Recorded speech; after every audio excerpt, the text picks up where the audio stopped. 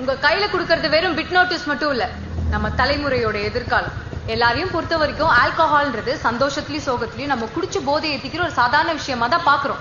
ஆனா கொலகாரனுக்கெல்லாம் கொலகாரன், அரக்கனுக்கெல்லாம் அரக்க இந்த ஆல்கஹால்.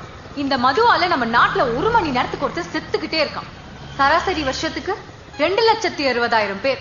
ஒருத்தர் 2 பேர் இல்ல சார், 2,60,000 பேர் செத்துக்கிட்டே இருக்கான். 20 வருஷத்துக்கு முன்னாடி நம்ம நாட்டுல ஃபர்டிலிட்டி சென்டருடைய எண்ணிக்கையை ஈஸியா வரல் விட்டு எண்ணிடலாம். அதாவது குழந்தை இல்லாதவர்களுக்கு கருவை உருவாக்கும் மையம். ஆனா இன்னைக்கு நம்ம நாட்டுல ஆயிரக்கணக்கான ஃபர்டிலிட்டி சென்டர்ஸ் உருவாயிருக்கு. அப்படின்னா என்ன அர்த்தம்? நாளுக்கு நாள் நம்ம நாட்டுல ஆண்மை இல்லாதவங்க அதிகமாயிட்டே இருக்காங்கன்னு அர்த்தம். இன்னைக்கு தண்ணிக்காக வெளிமாநிலங்கள்ல கையேந்திக்கிட்டு இருக்கிற நாம நாளைக்கு ஆம்பளைங்களுக்காக கையேந்த வேண்டிய நாள் ரொம்ப தூரத்துல இல்ல. எண்ணி 20 வருஷத்துல இது சாதாரணமா நடந்துரும். காரணம், அப்பெல்லாம் ஊர்ல இருந்து 10 கிலோமீட்டருக்கு வெளியே ஒரு சாராய கடை இருந்துச்சு. இன்னைக்கு கிலோமீட்டருக்கு 10 சாராய கடை. அதுவும் நம்ம ஊருக்குள்ளேயே, நம்ம வீட்டு பக்கத்திலேயே. 2004 வரைக்கும் 3000 கோடியா இருந்த நம்ம டாஸ்மாகோட ஆண்டு வருமானம் இன்னைக்கு 52,000 கோடியா மாறி இருக்கு.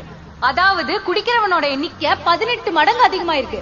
1000 பேர் குடிச்சிட்டு இருந்த ஊர்ல இன்னைக்கு 18,000 பேர் குடிக்கிறான். அப்பெல்லாம் குடிக்கிறவனை கேவலமா பார்த்தான், இன்னைக்கு குடிக்கலனா கேவலமா பாக்குறான்.